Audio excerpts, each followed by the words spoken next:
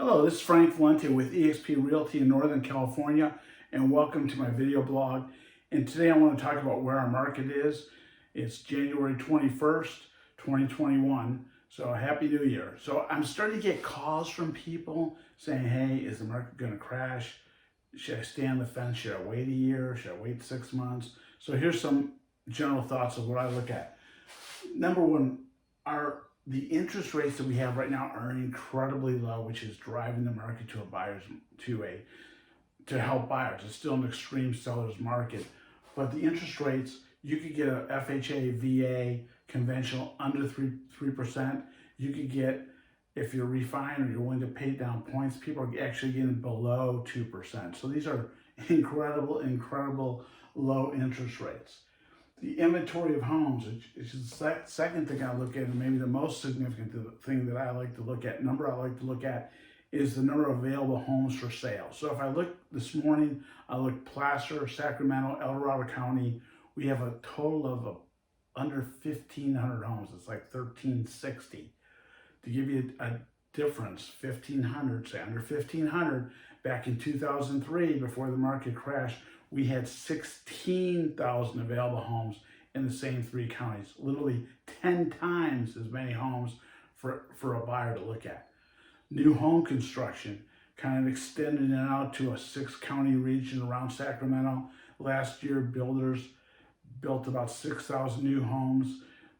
This coming year, that may be up to 6,500 new homes. Again, if I go back to before the market crashed in early 2000, they were adding 16,000 new homes every year.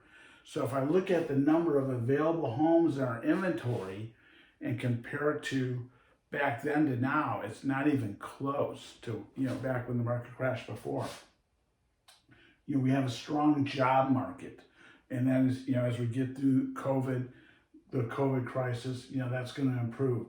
The eviction, the foreclosure process, back in 2010, after, in solving that housing crisis, a lot of restrictions went into place with mortgage servicers saying, hey, before you foreclose, you need to notify them this many times, and you need to do this, this, and this, and this, and this. Those restrictions have not gone away. In addition, because of COVID, we've added on more restrictions. The state of California has put more restrictions on, before you evict, before you foreclose. And as a matter of fact, I saw something, President Biden even extended the moratorium on some foreclosures. So those haven't changed. And the last thing I look at is we've had a really solid mortgages the last 10 years. So back in the early 2000s when I first got into real estate, and this is almost no exaggeration, if you could fog a mirror, we would give you a loan. You could get a loan. Well, now you have to show you got a credit score. You have to show you have a job, that you make money, that you have assets. So the borrower, the criteria is a lot stronger. So the borrowers the last 10 years have been a lot more solid, have more skin in the game, and are less likely wanting to give up their home.